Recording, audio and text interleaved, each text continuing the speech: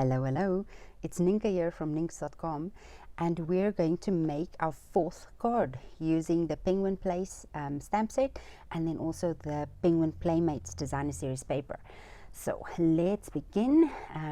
If you purchase the kit from me, this will be your bonus card for those who place the card kit and then the stamp kit order. You would have received this as your bonus projects. So we have a card base of balmy blue, and it's just 5.5 by 8.5, scored at 4.25. And like we did with our previous cards, I'm just going to do some background stamping. So you can use your white craft ink or you can use your Misty Moonlight ink. It does not matter, whichever you like. And then there are quite a few things you can use for the background. So you can either use this that we have used before in our first and second card. I'm going to use this again for my background just because I love it, but you can also stamp the little Christmas tree if you like that more, or the little present, or even you have hearts at the bottom and a nose, or it looks like a bubble to me. You can use any of the stamps you like to stamp your background. I'm going to just use this. And then we've had a busy week. I'm just going to stay on my line. Do I have grid paper nearby? Oh, somewhere. My desk is a mess. Just get this straight. Where do I want it? I don't even know. So anyway, I'm hoping you have a great time putting together your cards and are almost ready for Christmas. It's around the corner. I have to tell you, I am not ready for Christmas yet. Been so busy with work and a lot of other things that I'm not even done with my own Christmas cards yet this year. I feel like it was the same thing last year, so I have to make a plan to do more Christmas cards during the year to not end up feeling like I'm behind all the time, I think. So if you want to use your white craft ink or your Misty Moonlight, it's all good. Remember to use a flat surface. I feel like that needs something there. Use a nice flat surface when you stamp so that you don't have areas that's not that nice. But like you see, I felt that little star snowflake didn't stamp nicely, and I just went over it.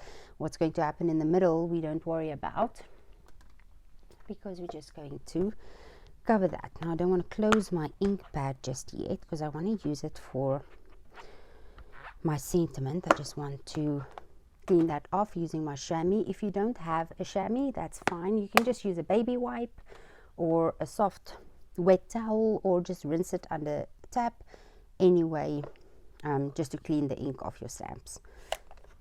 Oh, I didn't want to put this away. Thinking about 10 things I still need to do. Okay, so for this card, what I have is you will have a Misty Moonlight piece of cardstock that we're going to use for a mat.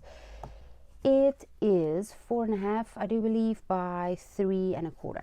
4.5 by 3.25, and then I also included a soft sea foam piece that's already embossed using the Tasteful Textile embossing folder, my favorite and part of this, and it's 4.25 by 3.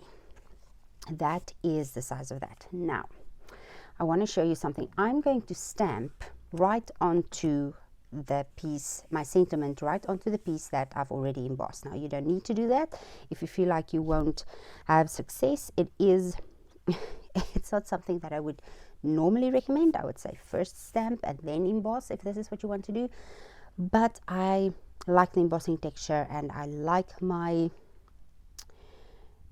greeting there, so I'm going to do it. And the trick is to have a flat surface, have some cushioning. So if you don't have a silicone craft mat or you don't have a Stamp and Pierce mat, use like a writing pad or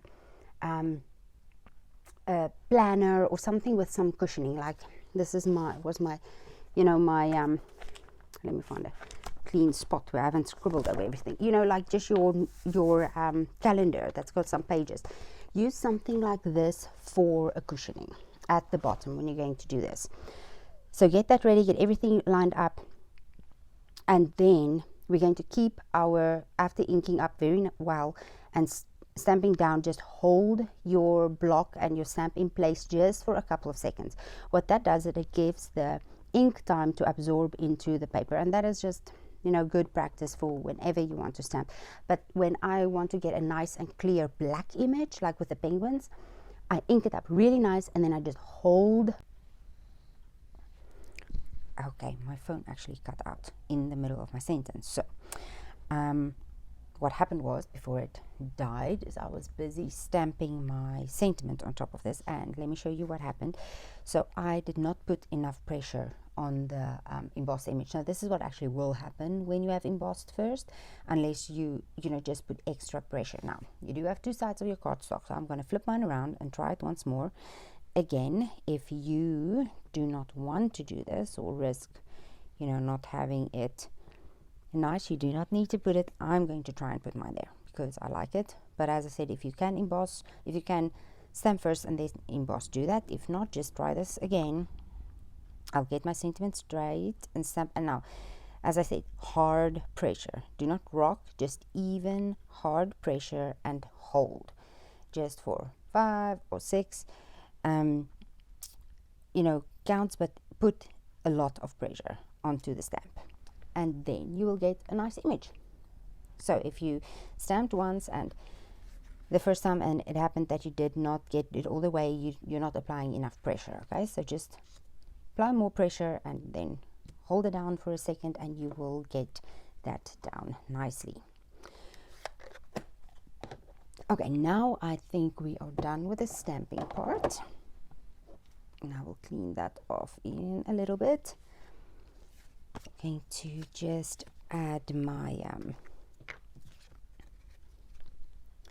embossed piece with any liquid glue. I'm using Tombow multi-purpose liquid glue. Love it. Works very well. Get my mat on. That's straight on my mat with the even border, top and bottom, left and right. There we go. And then I will add that to my card front.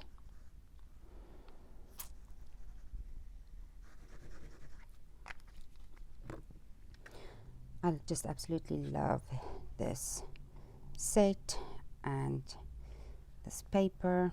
There are very, very cute stuff coming in the January 2020 to June 2020 mini catalog, and there's celebration items coming. Celebration is when you place an order of $15 and more, you can get free product for each of the you know, for your order. So that will be in January to February. So any order January, February will give you free items. Now this paper was a free item. I think you all know that already, but there's the most beautiful paper coming in the new celebration catalog. I have my order on the way.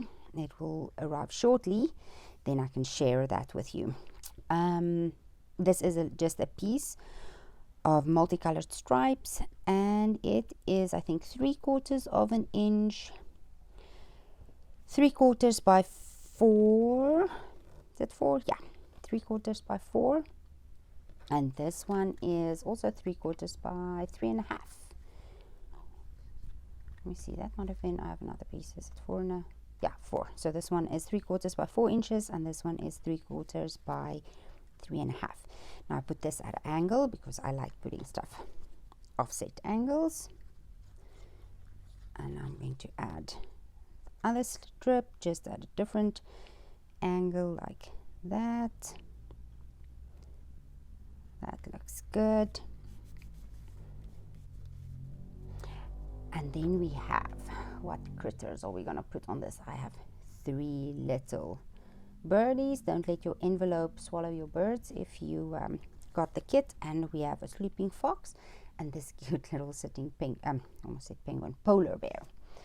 Okay, so I'm going to add him first so that we know where we want the other things. Putting a dimensional on his head, 1 on each foot, And I think just 2 down the middle will be enough. What did I do with my, let's just close up the glue and look for my take your pick tool just runs away. It's somewhere. Just use my fingernails to undo the backings. And we're going to put him, I'm thinking, right in the middle, not covering the sentiment, but right in the middle of the card. And if I'm happy with the placement, I'm just going to burnish him down. And now I want to put my little fox sleeping right here, so his top part of his head is going to be over the polar bear a little bit. So I think I'm just going to add a dimensional here.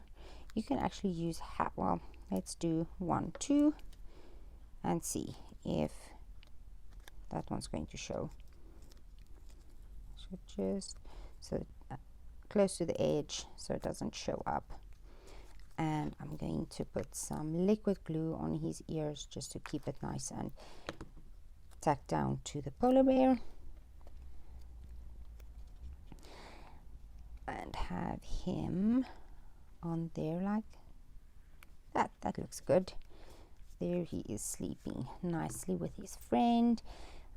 And let's add our little birds flying ahead. You can pop them up if you want with dimensionals. I'm just going to put them down with liquid glue. One up here, I think. And then another one following his little friend here. Oh, that is so cute. And then I'm going to use my black and white gingham ribbon and tie a little bow. I just tie it off the spool. Make your little loop. Loop your one end around.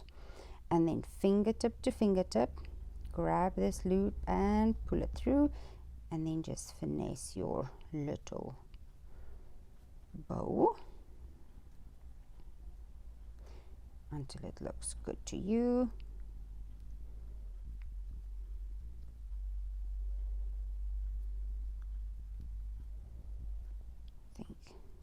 Do I want it a little bit bigger? I think I want my bow a little bit bigger. Okay, so I'm just going to leave. If you want a smaller bow, you leave less of a tail. If you want a bigger bow, you leave a little bit longer tail. Okay, fingertip to fingertip. Pull that ear through and then finesse. There we go. Oh, that's better. That's a better size.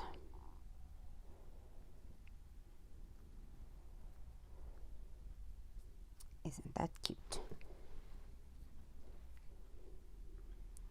Cut off the ends, the little angle, and now I need my glue dots. Press the knot of your bow into your glue dot and pick it up. Going to put him right, not covering my fox, right there. Isn't that cute? And we need some rhinestones. Still looking for my take your pick tool, because you know how much I love using that. Found it. Okay. You would think that by now I know to look for it before I turn on the camera, right? But no. Okay, I'm going to use a big one and put it right there. And a little one. Little one here. And another little one. Where? Right there? Yeah. There we go. So that is our fourth and final card in this series, and I had so much fun. I hope you enjoyed it too.